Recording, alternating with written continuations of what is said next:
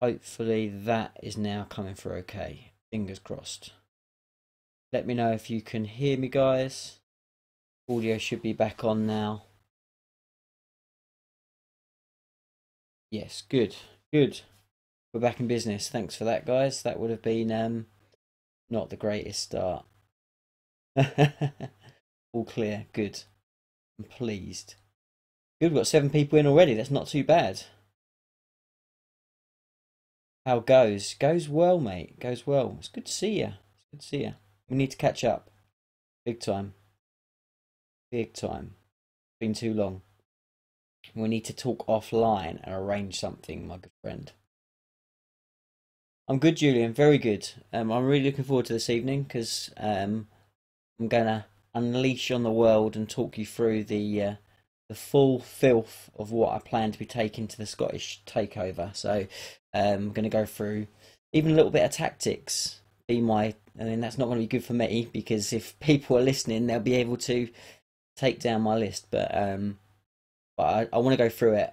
Hopefully, it'll be interesting for you. I'm going to talk about potentially some of the other lists again. I've got the full list of all the different lists. So we'll go through that and talk about that a little bit. Some expectations. A few other little bits to talk about. Of course, Tyranids now. The floodgates have opened. Leaks are coming left, right, and centre. And I'd be really, really interested to sort of talk about that and see what people's thoughts are. I'm really excited, but that's probably expected. But really interested. I put a post up on Instagram, and because to me there seem to be like 2 quite clear leaders as far as high fleets, but already in the space of about 10 minutes, there was about 3 or 4 different various things, different various high fleets that other people kind of thought were better. So that's great news. If there's a bit of strength in depth from the high fleets, then that's got to be good for the game. So it's all good stuff. Have a quick look, see what else is coming up. Hello, hello, Innes, you right? Here to see how broken my list is in comparison.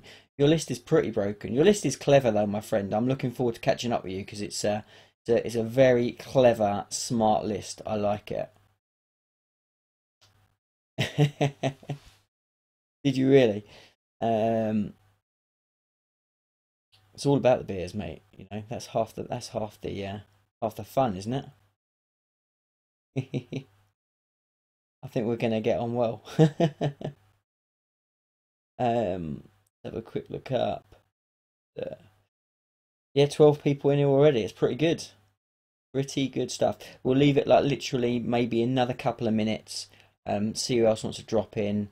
Because we're only bang on 10 o'clock now, so we'll see if we get a few more, and then we'll kind of jump in. But yeah, I'm buzzing. I'm buzzing.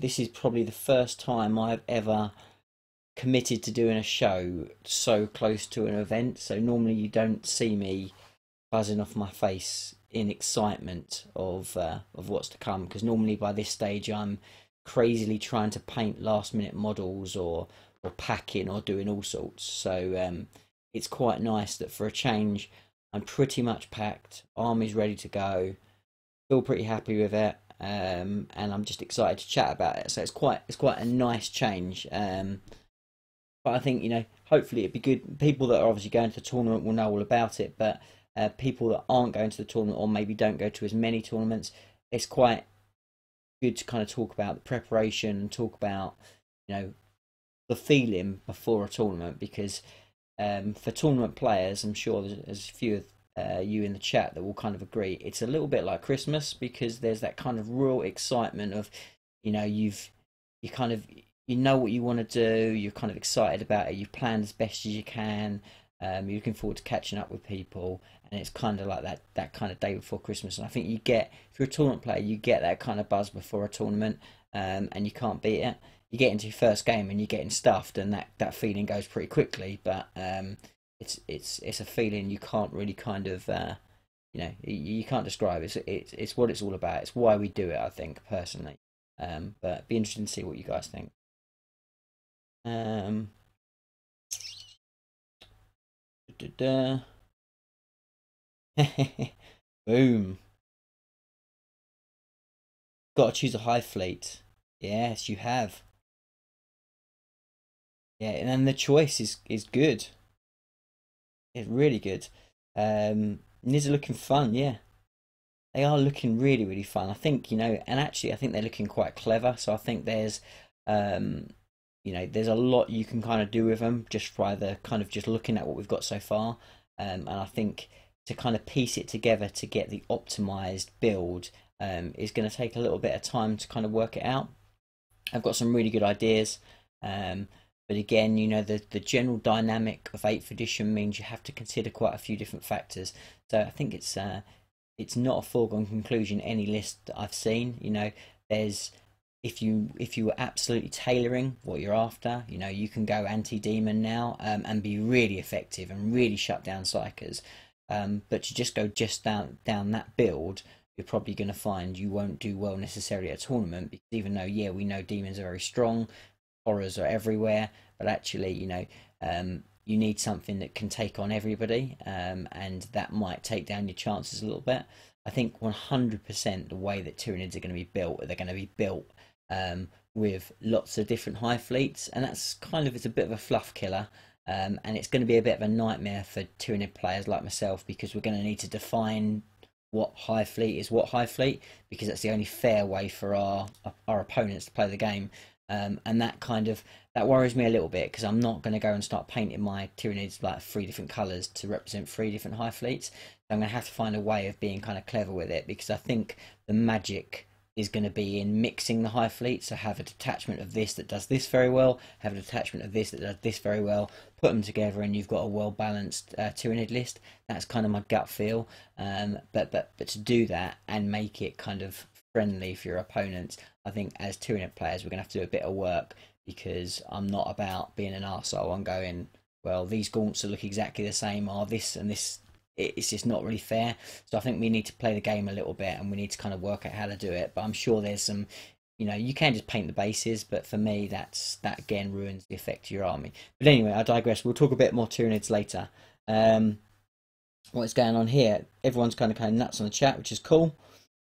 You're on a high fleet Leviathan, are you? Well, I mean, they're not bad. They're not bad. Spawn Mine Stratagem is what I'm basing my list on. Tasty. Who doesn't like 600 points of shit for free? We all do. We all do. Be in cover all the time. See, that's what I'm about. I think the cover is the best way to well round your majority of your army, and then the fact that you can then put like some killer units infiltrating. I'm thinking like Devil Gaunts. You could have like several units of Devil Gaunts. They suddenly like pop up. You then like pop some stratagems to make them even more effective. Shoot the shite out of things, and then you've got like Gene Stealers popping up.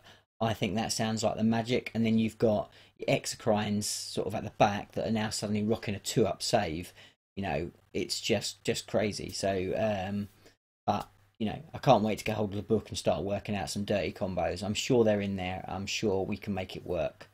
Evening all. You right, Rob? Nid hype, yes, absolutely. We are all aboard the hype train. What's this? I need to convince the vice captain that Nids are good for ETC. Yeah, I mean, look, I don't know. I think it's too early to see at the moment, to be honest. I think the reality is we need to get a hold of it, and we need to kind of like really work out what the filthy builds are to kind of make it work, because points for points, they're still not, we need to see what the new points drop is. So your key example of that is you take like an Exocrine in its kind of simplistic form, and you take a Lehman Russ. Actually, when you're talking about like a Gene Stealer cult, actually it's more points efficient to go Astra Militarum and take Lehman Russes than take an Exocrine. Just because of the mobility piece of it, the Exocrine's it has to stand still, otherwise it's going to be pretty crap. So you just got to. It's always Tyranids are getting better. They're 100% going to get better. These stratagems, these warlord traits, these high fleet tactics, if you like, are going to make them better. 100%. But ultimately, we've just got to compare them against what the competition is. So is the competition, when you're comparing them against the new Astra Militarum, when you're comparing them against a really powerful Adeptus Mechanicus list, when you're comparing them against Guilliman and a load of re-rolling stuff, you know, how are they standing up to them? Because ultimately that's the acid test. Can they realistically deal with demons properly? You know, have they got something to go toe to toe with Morty and Magnus? You know, this is what we need to kind of work out, and that will take a little bit of time to kind of work out those really kind of filthy combinations. I've got a feeling that they could be there 100%, but we need to really kind of cut through it and work out what they are, because at the moment everything that's with us looks great, but is there anything that you go, wow, that's absolutely broken?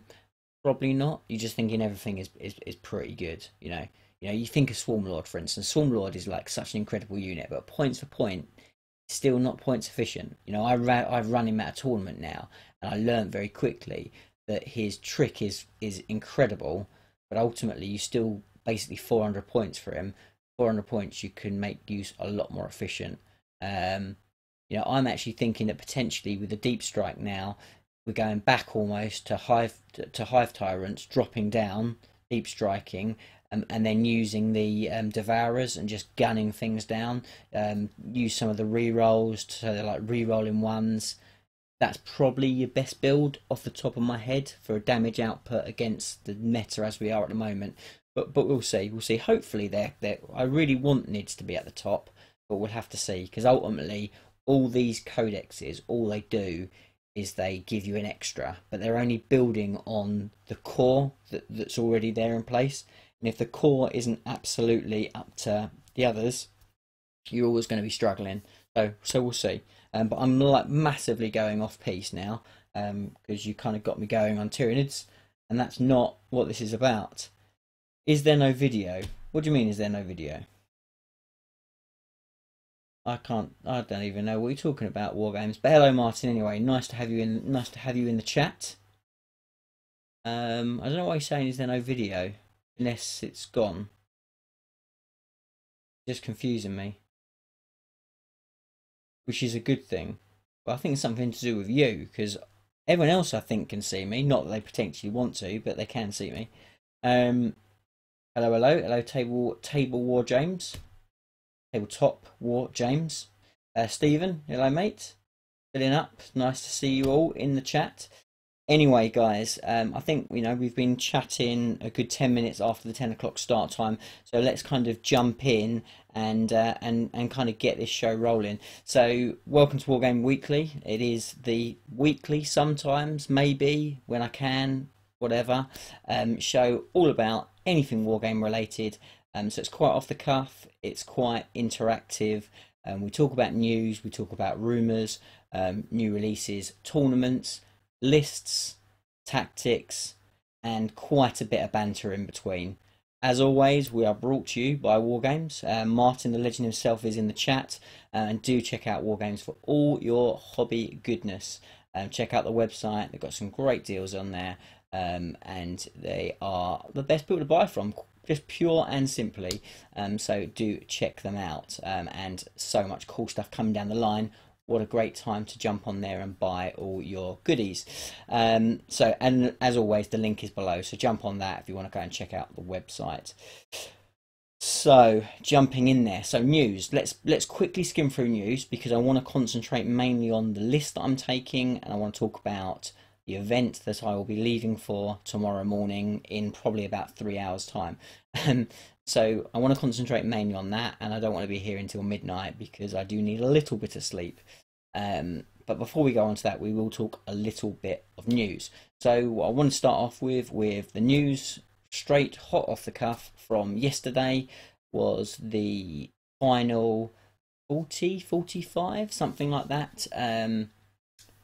Applicants were chosen for No Retreat 6, and I was absolutely touched, as always. Never take it for granted to get invited back to No Retreat. It is an incredible event, and there looks like some new fantastic armies that are coming along, so there's some new people there, which is cool, and some of the familiar faces as well. I have specifically been chosen for my Tyranids, which is cool, which is touching. It looks like, well, it is. I am the only Tyranid player there, so I will absolutely be representing the Hive, and I will do my best. So I think my initial reaction is this time. So every time I kind of gone Tyranids, I've kind of the first few times in 7th edition, I knew that Tyranids couldn't really compete, but I wanted to build as strong as possible for my ITC points and try and do what I could.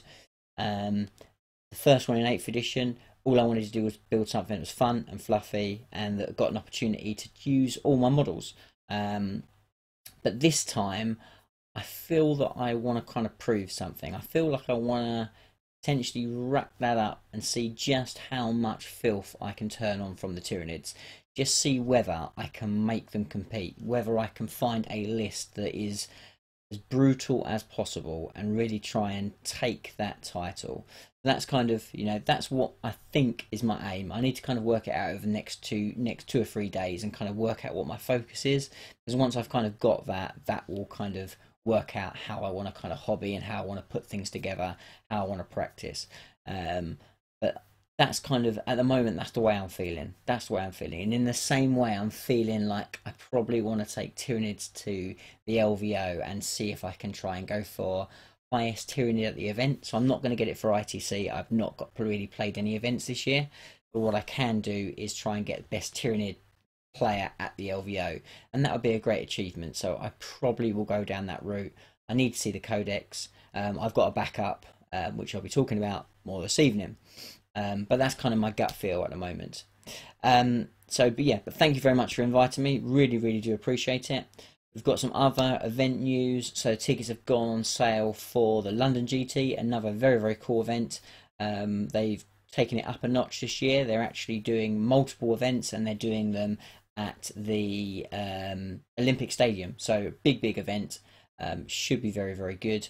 I know the guys are working very hard to get it better and better and better, and their ambition is huge. So I tip my hat to the ambition, if anything else, because to bite something off that big is credit to them. So good luck, and actually it's great for the community, because if we're building big events in the country, then it starts to kind of build us and put us on the map for a tournament country in itself, because we've at the moment over the last few years we've massively suffered to that.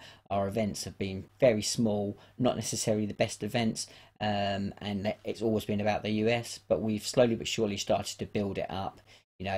Myself, Martin, we've really put everything we can into the events at Wargames, and I know that a lot of other people are trying to do the same. Of course, Will for up in Scotland, north of the border, is trying to do the same, and obviously it's early stages at the moment, but that's looking like it's going to be a grower as well. So exciting times there, but that's another big event for your diary. But of course, probably the biggest news of the week, and we'll probably talk about it more in questions at the end because I want it to be quite interactive. But the biggest news is we know that Tyranids will go on pre-release this weekend. So I'll have a quick look in the chat in a second, but wowee, that's big. That is really big. And actually all the stuff that's come out so far, we've been chatting about it sort of pre this show started. It looks good. It looks really good. There looks like loads of options, loads of variety, and the best thing is, and this is one of those things that happens just luck. When I built my Tyranid army a long time ago, and I went for a unique individual color scheme, you don't think about these things, but now, wow, that is the best possible way, because if you've got a unique color scheme, you literally can go where you want. So you can take on any of those high fleets and find a style that suits you, but also be able to adapt it from game to game. So yeah, I mean, I'm really excited. Just, I suppose, in the chat, what do we think? What is the best high fleet from what you've seen so far, from the warlord traits, from the stratagems, from everything you've seen? Just in a nutshell, in a word, who do you think is the best high fleet? Which will be the one that we'll see more of than anything? I'll give them a couple of seconds in the chat to see to come up with some names, and we'll see who comes across most popular. There's 17 people in the chat, so it'd be really cool to hear what you guys think, who you will think will be the cutting edge high fleet. So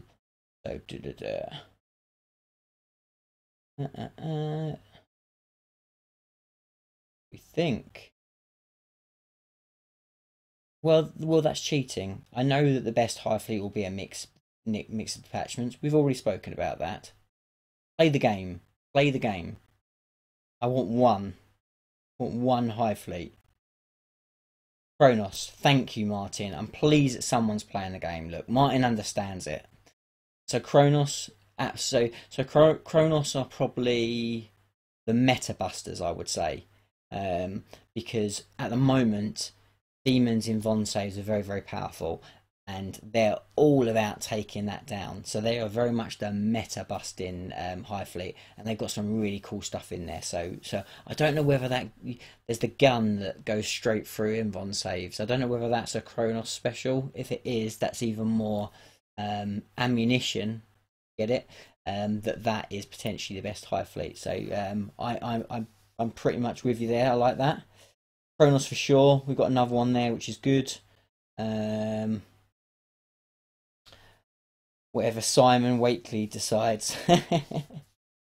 Kraken, really interesting, very interesting. So Kraken, the fastest, fastest across the board, not necessarily the fastest charging, fastest across the board, but interesting, because I would have said they're one of the weaker ones. Will, I'll be interested to hear your thoughts on that. Don't ask me, Ace. Don't play bugs. Here for the Nurgle list talk. It's coming, my friend. It's coming. Patience. The Nurgle goodness is coming. Probably Kronos Behemoth mix. Yeah. See, Jorgum. I can't even. I think the high fleet I'm going to play is this Jormungandr. I cannot bloody pronounce it, and I'm going to need to learn how to pronounce it, because if that's the high fleet I'm going to be playing half the time, it's going to be pretty embarrassing when I can't read my own name. But I think that is, personally, so in my mindset, what I'm thinking is that's your main high fleet, and then you go with a small detachment of Kronos, which is your anti-demon, anti-psyker part. You're almost using that kind of like assassins, if you like, in the Imperium. So you go for one big attachment of the Jorga, blah, blah, and that basically, that gives you the resilience, that gives you the deep striking ability, that gives you the buffs across the board. Then you go for a detachment of Kronos, and the detachment of Kronos then is your anti-psyker and your damage output there. That's what I'm seeing off the top of my head. You've heard it here first. That's where I think the filth's going to be, but we'll wait and see. Kraken backed up by Kronos. Yeah, again, but the thing is, what you're saying there is Kronos. So I think where Martin straight away from the off said Kronos is probably the best, I think, that's obviously it is. Right, Jormungandr. Jormungandr. I don't know. Everyone's probably laughing. Anyway, same as Cadia. Isn't the best regiment, but if Chaos pushes other guard lists out of the dominance, then Cadia swings back around to countermeasure. Yeah, absolutely, 100%. Oh, you think that was good then? Jormungandr. Yeah, we going with that? You got the last one. Jormungandr. Jormungandr. I don't know. Anyway, we could be here all night, guys, because this is not my strength. There was one thing I know about 40k players. Will come up with anything to avoid pronouncing difficult names. Bobby G, Morty. We'll be joined by Johnny. Yeah, I'm 100% with you. It's a Scandinavian word. Well, there you go. So that's why, that's what it's about. So yeah, so really interesting stuff, and I think what we'll do is, rather than kind of talk more and more about Tyranids, and I could quite happily talk the whole show about Tyranids, what we'll do is we'll do I think next week. So next week we won't actually have our hands on it. I don't think. Maybe I might have my hands on it. We'll see. If I have the codex by next week, or might have it, don't know whether I can say that. If potentially I have some sort of sight of the codex by next Thursday, it might be a special on that. If not, it will definitely be next week when we go into detail on it.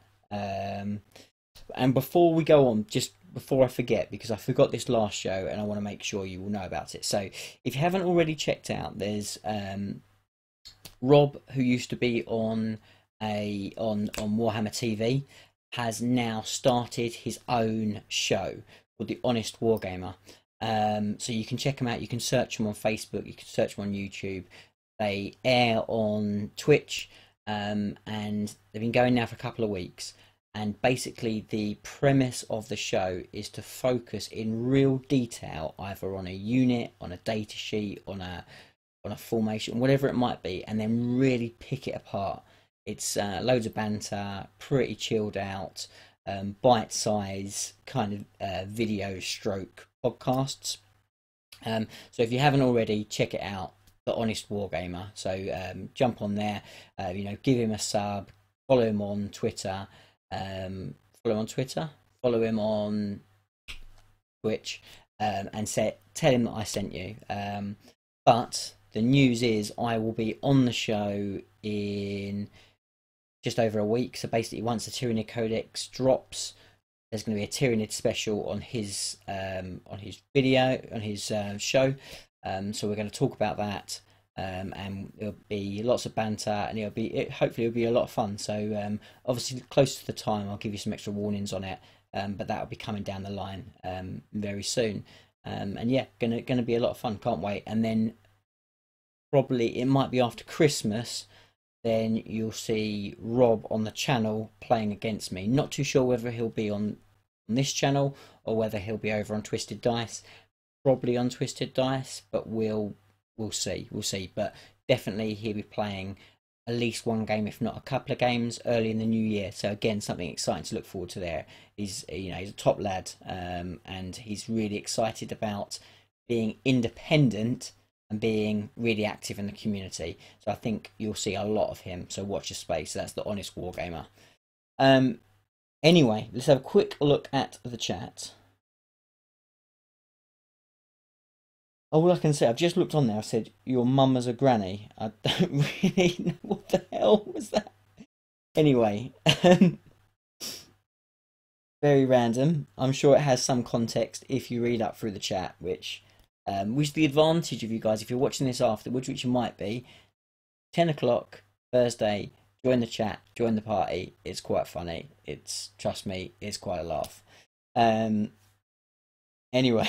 Right, so let's move on to the main event. The whole reason for this show, the reason why I've decided to not be lazy and kind of manically pack and do stuff for an event, and I've decided to share my experience with you guys, is because tomorrow I fly to Scotland to take part in the Scottish Takeover 2, and I cannot wait.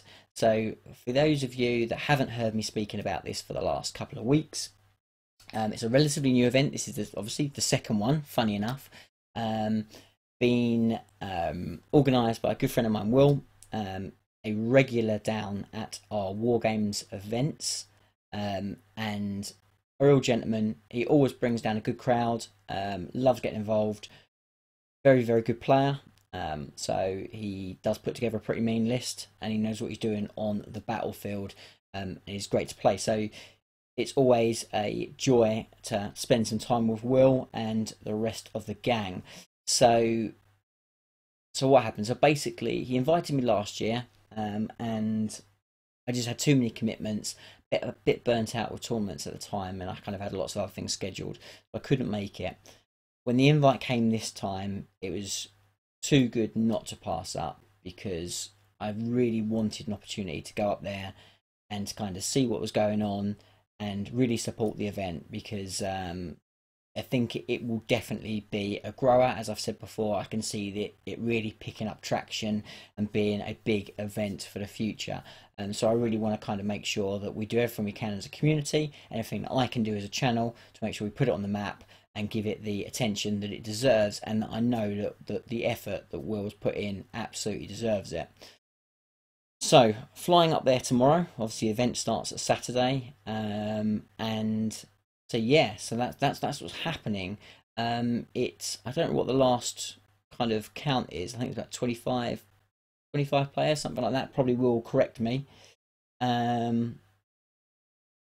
I don't know what's going on there. I'm just having a quick look in the chat. Everyone's going mental, which is all good. Yeah, it's close to Aberdeen. The event. My geography is pretty poor, but it looks like it's roughly around there on the map.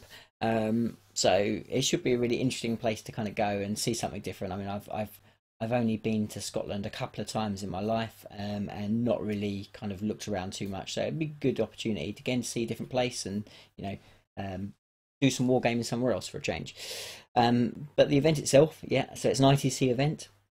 Very, very excitingly, Will is using the new ITC Champions missions, which is really cool. If you haven't already checked them out and haven't had a go at them, you can see all the missions on the ITC page, on the Frontline Gaming page, and have a go at them. I'd recommend it. They are very, very, very different from anything else you've ever played.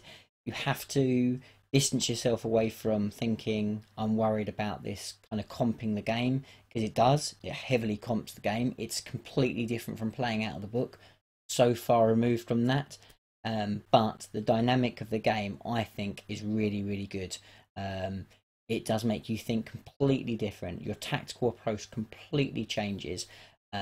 What it does do is it tends to give slightly closer games, and it tends to favour a more balanced list. It tends to favour you being able to both move around and do all sorts. So it's a very, very different way basically of playing the game. So I'm very excited to be playing in that format for a start, and I'm very excited to be taking my new army, and particularly the big man himself, Mortarion, will make his first footprints at a tournament, and I am loving the guy. He is so much fun to play with. So don't kill him first turn, please, people, because that will make me sad. Dave's in the room. You right, Dave? Someone else that's at the event, so that's good. We've got a few people here that are obviously playing in the event, which is wicked. So let's go through my list. Let's talk about my list. So I'm going to go through it piece by piece for you. I'm going to tell you what it does. I'm going to tell you why I brought it, and that, you know, that'll give everyone a best chance against me. To be fair, it's pretty simple, and you probably can read between the lines, but basically let's go through it anyway. So I've gone for 2 battalions and a supreme command detachment. So they're all mixed, every single one. So I looked at the option of potentially getting a decent detachment of Death Guard, so I could make use of the stratagem, so I could make use of the, you know, all sorts of bits and pieces and try and make that work. Couldn't really make it work. So in the end, I decided just to kind of throw it out the window and just literally take something that is, I think, is more points efficient and I get the most out of units. So that was the kind of mindset for it. The other thing that I kind of thought up quite quickly, and this is not rocket science, so, you know, tournament players in the chat will know, well, that's a no-brainer, but I do think the use of command points is really key. Even without a codex, even without the stratagems to choose from, just to have a nice lot of command points is really, really useful, and you're surprised how quickly you just absolutely hammer through them. So by going for 2 battalions, by going for then, you know, the supreme detachment, I've got a fair few command points to play with, which gives me some, you know, some little potential game-changing little dice rolls there. So I thought that was a really, really cool thing. Also, what I wanted to do was I wanted to take what I thought were just really good, solid troops, and base the army around them. So the army is based around Plague Bearers. Now, Plague Bearers, I think, personally, that they are very underrated. Actually, when you look at the statistics against points, they're probably one, if not the most survivable unit stroke troop in the game. particularly when you take them in big units. You take them in big units, and then suddenly they're -1 to hit. So that's very, very good. So you've got almost like an inbuilt changeling mechanic built into the unit itself. On top of that, they're a lot more resilient than, you know, horrors, for instance, which is obviously the filth, because they have 5 up, 5 up, and particularly because that second 5 up can be taken against mortal wounds, which is how a lot of people are dealing mass damage. If you've got something that's spamming smite, and actually they hit a plague bearer wall, they actually struggle to get through it, because quite often they'll find that they're just not getting any wounds through because of that disgusting resilience. So I think from that, they're a very, very strong meta list. So I've gone for, in one of my battalion detachments, I've gone for HQs of a Herald and Epidemus. And Epidemus, obviously, if you don't know about Epidemus, Epidemus is all about building up your tally.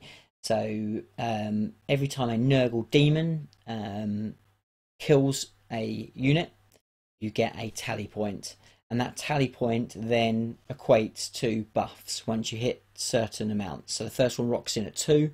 So at 2 tally points, you reroll ones. So that's rerolling ones to hit across your whole, well, across any demon of Nurgle, which is very, very good. And then that kind of goes up until you get to 7, which is when it maxes out, and that is +1 to your disgusting resilience, and then you're really, really talking. So I've got Epidemus for that. I've then got a Herald. What the Herald does is, a Herald is a cheap way of getting some smite. Obviously there's cheaper ways, and we'll go into that in a minute. It's a cheap way of getting smite, but also what it does is it gives you +1 strength for the any Nurgle demons unit that is in its aura. So straight away that Herald now is making those plague bearers strength 5. Stack that on top of the fact that potentially you can get them quite easily to strength 6 from the tally, and suddenly this is a chaffy unit that is suddenly becoming pretty tough and pretty hard, because it's suddenly strength 6, and because they're plague weapons, well, not plague weapons, they're plague swords specifically, they re-roll wounds. So you're starting to see where we're going with this. So you've got a core of an army that's very resilient, against the meta, and that can be buffed quite quickly. So we've got the Herald, and then we've got 2 units of plague bearers. As well as the 2 units of plague bearers, we've got a unit of Nurglings. We've got quite a few Nurglings in this list, and I'll go into why we've got those. So that's the plague bearers. The plague bearers have got an instrument in each unit. That means they advance a bit quicker, they charge a bit better. So it's just points to stick in there. We've then got a unit of Nurglings, and that makes up the battalion basically. The only thing that's left to say in that battalion, and it can be in either of the battalions, I've probably got this the wrong way around because both the battalions are different, but they're the same units and they could be either way. So without the list in front of me, I can't tell you what's in what, but it doesn't make a difference. It's 2 battalions, 2 mixed chaos. Then I have, in my elite slot, I have 2 decimators. Now the decimators are a bit of a hidden gem because they're pretty much a all-star at dealing with all types of unit. So what the decimators do is it's a bit like a las cannon. It's not quite as good as a las cannon at short range, but they've got C cannons, so they've got the conversion beam basically. So at 24 inches, they're like strength 6, -3, it's either -3, -4, and they are D3 damage, which I think is not too bad. But then for every 24 inches that goes above that, then they go up by +2 strength and plus D3 damage. So they get considerably better the further you are away. So obviously they're a ranged unit. But why they're very, very good against multiple uses, which is why I really like them, is because when they kill stuff, they also do exploding damage to the unit or to the model. So if they've done that, they can do 2d6 strength 6 AP dash hits to the unit. So that means you've got, obviously, they're only one shot each and they do need to kill something. So it's a little bit, situational. But we've got ways of making that better, which I'll go through in a second. But if you're shooting at chaff, you've got an opportunity to do exploding wounds there and do damage to the unit. If you're shooting at something that's big, that's hiding at the back of the board, you've probably got better range than it, and you've got a hell of a lot of damage output at range. So they've got the option to do both. They're also relatively cheap. They are demons. They have a demon save. They don't have disgusting resilience, which would be lovely if they did. So they have a demon save. They also automatically regen a wound each turn, which is nice. They're actually not too bad in combat, and they're pretty good toughness. So they suffer from only having 8 wounds, so they're not that difficult to deal with once you kind of get into them. But they're relatively cheap, so I'm not too worried about losing them. I've got 2 of those, so I think they're a really, really cool unit. Really looking forward to using them. I've had a lot of success with them so far. I think they complement the list really well. They're a demon, and they're a demon of Nurgle, so that means they build the tally. So you kind of get them where we're kind of building to. So that's one of the detachments. Into the other detachment. So the other detachment, the other battalion detachment, I have a Lord on bike. And the Lord on bike basically is there to make sure that I have reroll 1s for the decimators. So that's what he does basically. So anything with the same legion, if you like, as him, he will give re-rolling hits of 1. So those decimators then become a bit more reliable because they hit on 3s, but now they're re-rolling 1s, so they're doing pretty well. So that's kind of what the Lord does. He's a really, really cool unit. Then we have the Sorcerer with Jetpack. Now, originally that was a Demon Prince, but I've decided to strip back some points and put them elsewhere. And we've got a Sorcerer with Jump Pack. Few options there I've got with a Sorcerer. I can either put Death Hex on the Sorcerer because it's a CSM Sorcerer, which is why it's a mixed Chaos battalion. So I can put Death Hex on the Sorcerer, or I can put Warp Time on the Sorcerer. And obviously that means, again, don't need to be a rocket scientist, but putting Warp Time on the Sorcerer means then I can kick Mortarion into where I want him to go, which is a really, really cool ability to have. And obviously Death Hex is great at just wiping out Invons. We'll have a quick look at the chat. Reroll 1s, not +1. No, reroll 1s, yeah. You off now, Martin? Well, nice to talk to you, matey.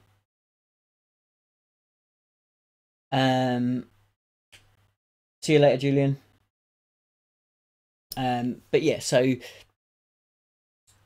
the Sorcerer has that option. So Death Hex is really good because, again, it's anti-meta, so it's great at shutting down Invon saves. And then you have other stuff in the army, as we just said, Decimators. We've got Mortarion that we've not spoken about yet, who then can do a lot of damage stuff, particularly if it doesn't have an Invon save. So you've got some variations and some options with that Sorcerer. He can kind of do quite a few things. And again, he's a cheap unit. Ultimately, if you lose him, you lose him. It's not a problem. So that makes up the HQs in that. And then we've got 3 units of Nurglings. And Nurglings, what they're very, very good at doing, they're very, very good at stopping the Alpha Strike. So what you can do with them, particularly as I've got so many units of them, one, you kind of the way you're deploying them means that your opponent's second guessing, but then you can put them really blocking your opponent getting at you first turn, which means that assault based armies then struggle to get into Mortarion. So you're going to need to shoot him off the table. If you can't shoot him off the table, you're not really going to get to assault him, because I'm not going to let you get to assault him. So that works pretty well. So until he wants you to assault him, which is when he flies off and starts going nuts, you ain't going to assault him. Almost impossible, unless I do something stupidly wrong, which is possible. So that's the reasoning for the Nurglings. They're a very, very cheap unit. They're a troop choice. So again, they give me those command points by sitting in that battalion, and I've got 3 units of them. So that makes up that. Now we're almost done, apart from, I suppose, probably the biggest bit of filth, which is going on to the command, detachment. In the command detachment, that's where probably your maximum filth is. So we have Mortarion himself, and if anyone has experienced Mortarion, Mortarion is an absolute beat stick. He is a beast and a half. He is ridiculous, but he's very, very expensive and he's very killable. So ultimately, I don't think he's broken. He just is nasty. You got to stop the guy, because otherwise he can go through an army on his own. But most people can stop him fairly easy. So that's Mortarion. And obviously he's got loads of tricks. I could be here all night. He's got tons of stuff that he can do. And yeah, he's just generally very, very good against everything. He'll kill your elite units, but he'll also go through chaff incredibly well. Like, surprised me how well he goes through chaff. It's mind-boggling. The guy can literally take out like 40 models a turn with all his stuff, psychic powers, assault, shooting. He's just a monster. But yeah, he dies very quickly. So that's Mortarion, and then I have 5 Malefic Lords. Now, Malefic Lords are the most broken thing probably in 40k at the moment, because they are so cheap at 30 points. You've got your smite spam ready-made for no points at all, and on top of that, when they fail or when they perils, they then go super crazy nuts demon princes basically for 30 points. So they're like an incredibly good unit. Can't be targeted because they're characters, and they can obviously then just do a hell of a lot of damage. So if you've got snipers and you've got ways to pick them off, they're pretty easy to pick off. But then if you're picking off a 30-point model, you're not dealing with something else. So that's kind of them. They're a bit of for a mixed chaos army, they're a bit of a no-brainer, and it's no surprise that there's a few of them in this tournament. But yeah, so that's the list overall. I will look at the kind of comments in a minute.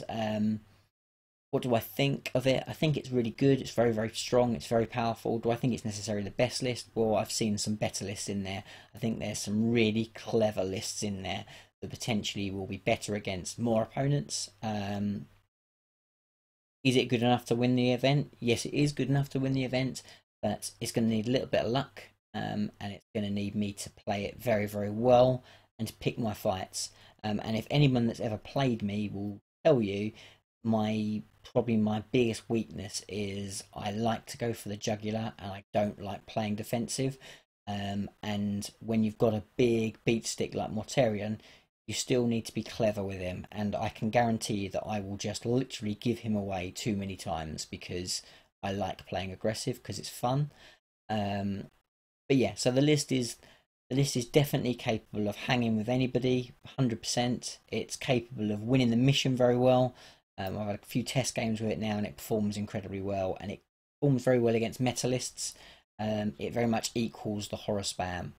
So fingers crossed it will do well. I think I've just given away all my secrets to my first opponent, but that's what it's all about. And I'm really looking forward to it. I've got an exciting, so my first game is against Astra Militarum. I'm really excited. Not played them yet, which is quite scary in their new format. Absolutely know what they can do, and I know that it'll be a tough game. They absolutely have the tools to beat me quite easily. I'm going to have to play smart. I'm going to have to play clever. I'm going to need a bit of luck, but he's also going to have to be very careful with his targets, because I can punish him quite quickly if he doesn't do the right thing. So I think it's going to be a really fun game. It's going to be a really good opener. I'm really looking forward to it. Come on, mate, it's going to be a ball, win, lose, draw. It's going to be a load of fun. So that's kind of it. So what I'm going to do, guys, is, so hopefully, there's 20 people in the chat at the moment. What I'll do is, hopefully you follow me on Instagram. If you don't, please do follow me on Instagram. I'm getting more and more active on Instagram. There's now about, I think there's 5,500 people that follow me on Instagram, and I'm constantly posting on there. I'm posting on there all the time. So I'm most active on Instagram more than anything. So follow me on Instagram, because I'll do loads and loads of pictures there. I'll get lots of stuff on there, and that's the best way to follow me. but also I will be filming a video there at the event, so you'll get some footage of the event, of my journey, and then we'll do a proper recap video afterwards as well. So hopefully you're as excited as I am, because I can't wait. It's going to be my first real competitive push at 40k in 8th edition. So I've gone very, very soft up till now. I've just experienced 8th edition. I've kind of like got used to it. I've savoured it. I've enjoyed it, but I've purposely stayed away from going deep end filth and going deep end competitive. This is my first kind of attempt at it, so it's going to be interesting. You're gonna have to wish me luck, because it'll definitely be, there's some awesome players, some real top players playing in the event, and some really brutal looking lists. So you're gonna have to wish me luck. It's gonna be tough, and yeah, I'm gonna do my best. So I'll have a look, see what people have said. Your army's weaknesses are the Nurglings. That's my strength, my friend. You're wrong. Yes, no disgusting resilience versus multi-damage weapons. But if you are firing multi-damage weapons at my Nurglings, you can do that all day. I will absolutely, and tell you what, actually, if you've got multi-damage weapons, fire them at the Nurglings. Don't fire them at anything else. Fire them at the Nurglings.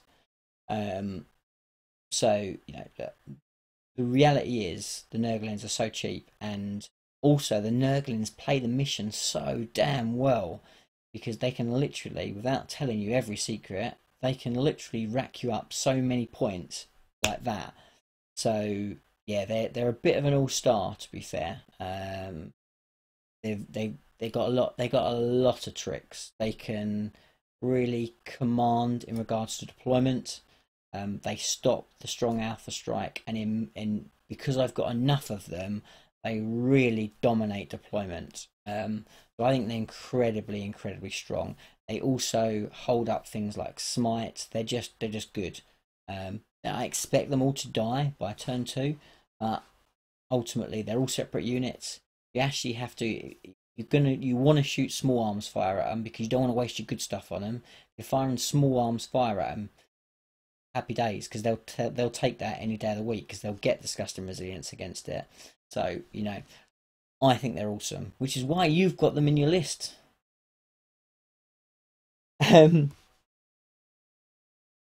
Good luck, Dave. Yeah, I think they. So I suppose, talking a little bit about opponents, I think Dave's list is incredibly good.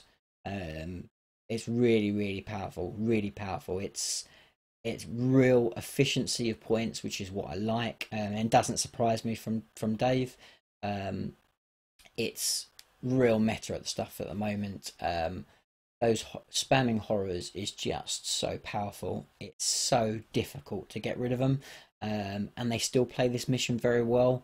You know, I laugh and joke, and I know Dave, and also I'm used to playing Chris's army. I play it literally week in, week out. Chris, who won the retreat and who came third at the Heat 1. He's, you know, very good Zinch player, and plays. So I'm very used to playing the horror spam, and what it does is, you know, across 6 turns, it's just very difficult to beat. It does do a little bit of damage. Now Dave's chucked in, he's got some really nasty flamers in there that have got lots of damage output. And he's got some demon princes in there that know how to fight 100%, and he's got, of course, the malefic spam, the filth itself. So you know, he's got some damage output in there, but ultimately damage output doesn't win you with that list. What that list is about is just about not dying, and you just finding it so difficult to take the ground that you need. It's just really dominating, because it just pens you in, it stops you from doing damage. It's a headache to play against. You've got to massively be on your game, and you've got to be, the big thing with it, I'm just unlocking your tricks here, Dave, but the big thing with it is literally your clock is starting to count down at turn 1. So don't think against the horror spam that you have turn 1. You don't have turn 1, because already, if you lose turn 1, you've probably lost the game. because that's the way it works. It's literally, you have to get those points on the ball quickly, because it just grinds the game out, and it just grinds it to a halt. So you have to put those points on the board. So it's a great list. I know Dave's a good player. Well, I've heard anyway, unless Martin's blowing smoke up his arse, which I'm sure he's not. So I'm sure he's a very good player, and I know that he'll do well with it. So he'll be one to watch 100%. There's some really tricky ones in there as well, though. So obviously Innes's list is, I'm not going to go through it again because it's like literally it's a bit of a minefield in itself. It's kind of got bits of everything. You can tell it's a list that's been played by a good player, because it's a list of units. So there's some really strong units, but just played in isolation, those units are not necessarily strong enough. You need the synergy between them, and you need the game plan around how you slingshot, how you make use of them, how you make use of your stratagems, how you kind of play against your opponent and keep them guessing, and that's where it becomes really strong. It's a tricky list, and it's got lots of different elements to it. So the lots of different elements mean that it plays very well in champions missions, because it has that variety in it. So it's a really powerful list. It'll do really well, and obviously we've got a very strong player, to say the least, in the helm of taking control of it. So definitely I'm going to get you pissed as a fart so you can't even see your models if I have to play you.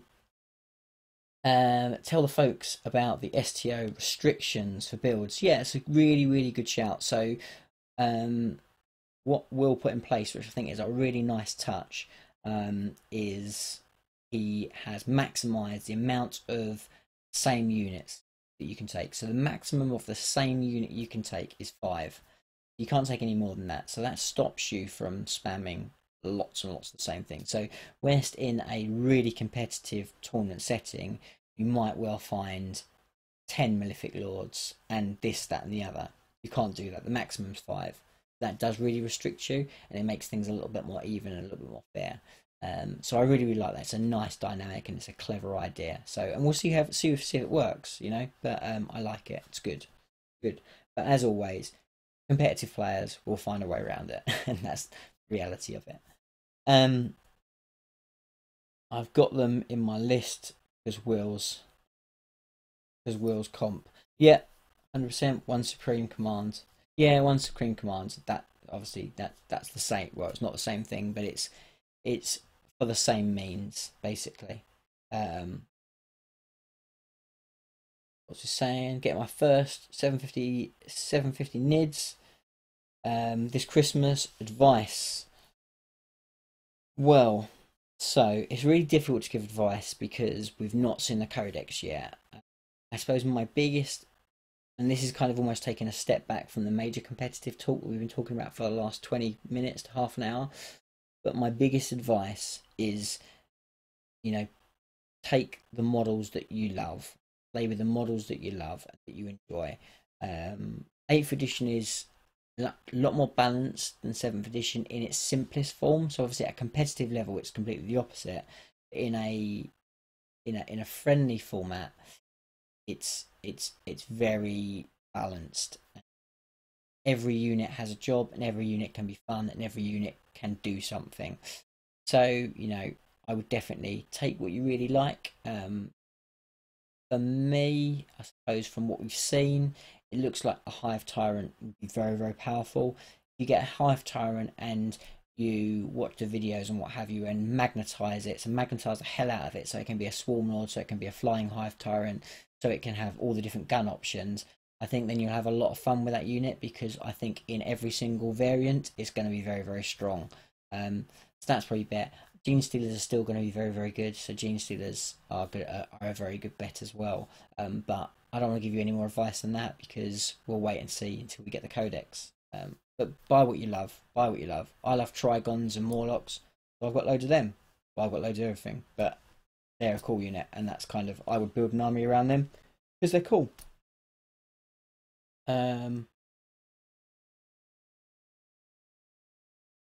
Winters. Winters here. I've seen the codex. Winters, I hate you so much. You are a bad man, and you've just upset me. You've just taken the tone. These are real tears. You've got the codex. Right, that's it. Show's over. No, thank you for joining us, Winters. Thank you for jumping in the chat. Appreciate it.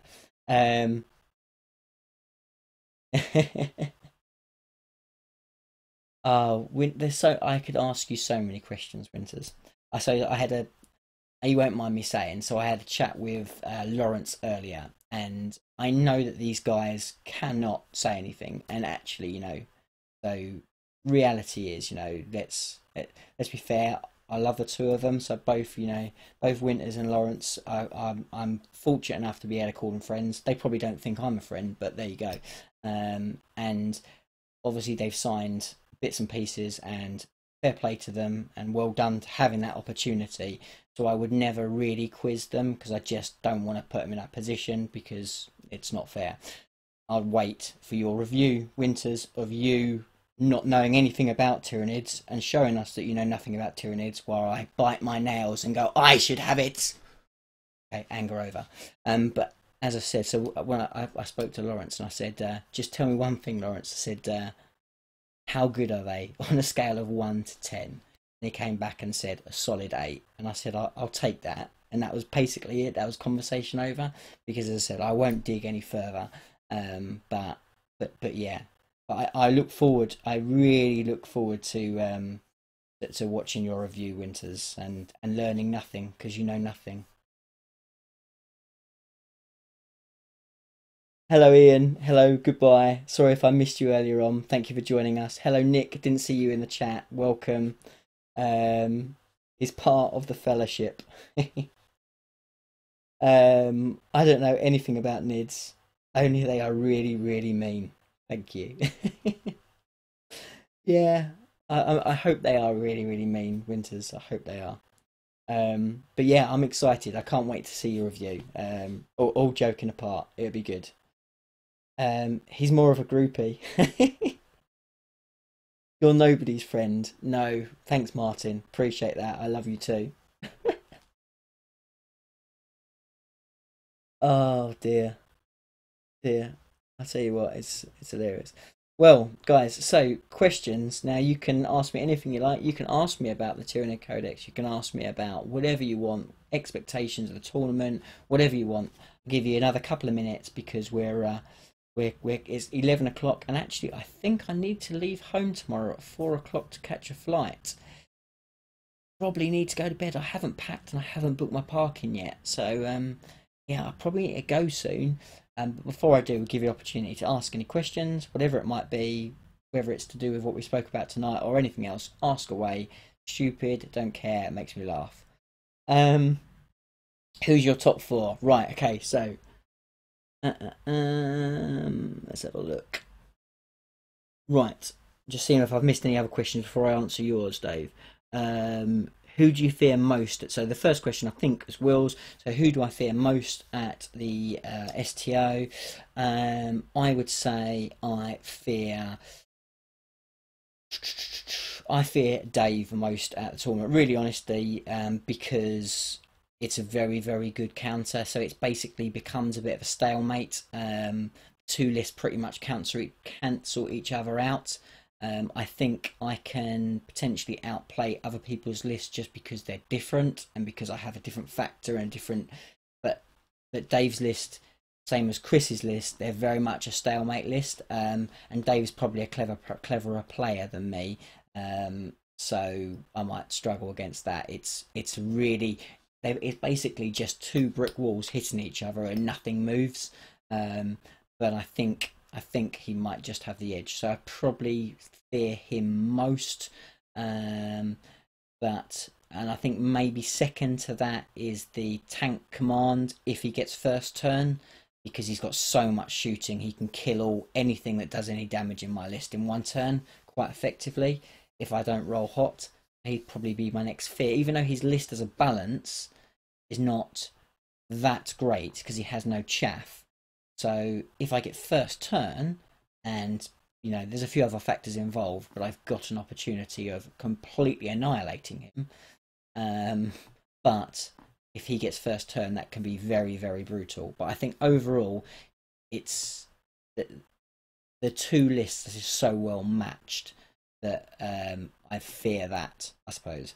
So who's my top four? So my top four, as I said, I'm going to go with yourself, Dave. I'm going to go with Innes. I'm going to go with Gavin. So what way round shall I go? We'll go. Who's going to win it? Will you win it? Will you win it? I'm going to go Gavin top spot. I'm going to go you to take second, Dave. I'm going to go Innes to take third, and I think I might take a fourth place. That's what I'll go with. We'll see. Thank you, Ian. Appreciate it. How glad are you I'm not coming this weekend? I'm not glad. I wish you were coming, Martin, because at least if we got drawed, I'd get a guaranteed win. You know, that's certainty, isn't it? Let's be honest. On the other hand, after first game, we're never likely to play each other because you'll be at the bottom.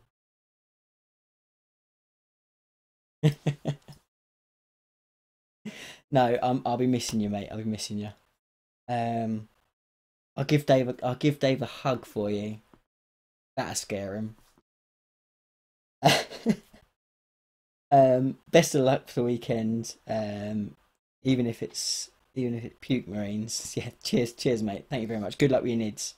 Can you make an announcement for me? STO2 is the weekend before the London GT, being held then because Frontline Gaming owner Reese will be attending, as he is in the UK for the GT. So there you go. So wow, big news there, big announcement. So straight from the horse's mouth, so to speak. Frontline Gaming's very own Reese will be attending the next Scottish takeover event. So big news there. Obviously, he's going to be coming in to play in the London GT.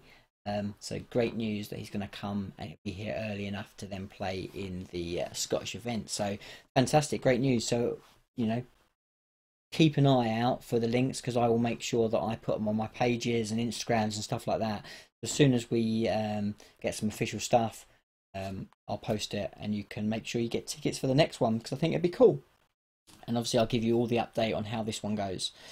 What's the worst list? Wow. That's a bit horrible, isn't it? What's the worst list? I don't know, really. I don't think, looking at it, there were no terrible lists. There's a lot of lists there that I think just look a really nicely well-balanced list. And the thing is, that nice, well-balanced list actually plays very well in the new Champions missions. So I wouldn't like to say there's a lot of mid-table lists, and it's very difficult to see who potentially has the worst list. Ultimately, the worst list would probably be the player that plays it the worst or gets the most unlucky. So, you know, it is one of those things. So I've got a really cool question from Winters, which I'm going to answer. But what else we got? A hug.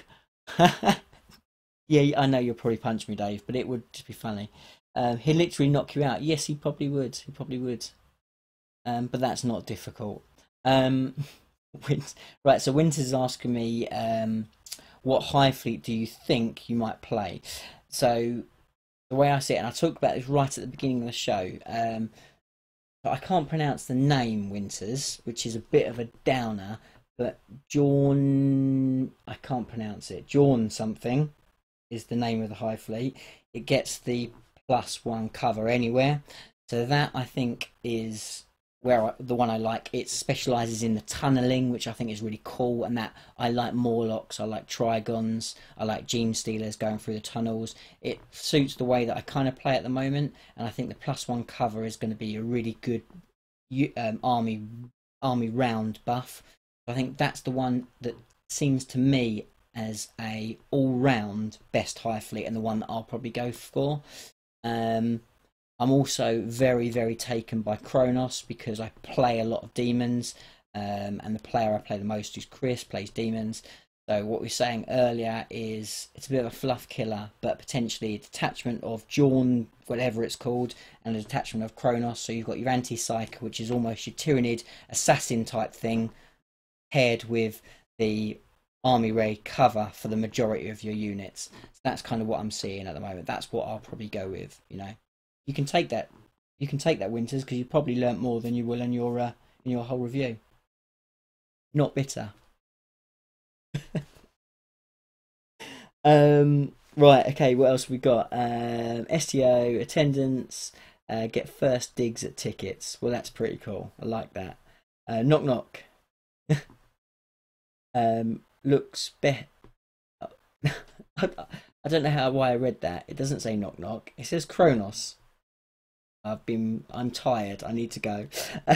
Kronos looks best, but I'm doing maths. Never played it. Yeah, but I think it's situational as Kronos. Probably is the worst list. Only Necron player. Fair enough. Who else we got here? Just talking about other players that might be the worst. Here we go. Yolmun Grundy. There we go. I don't know if that is how you say it, but Yolmun Grundy is the one that I think is the best winter. Easy way to remember your high fleet choice ace. Call it the same as Vix. High fleet Geordie. Fair enough.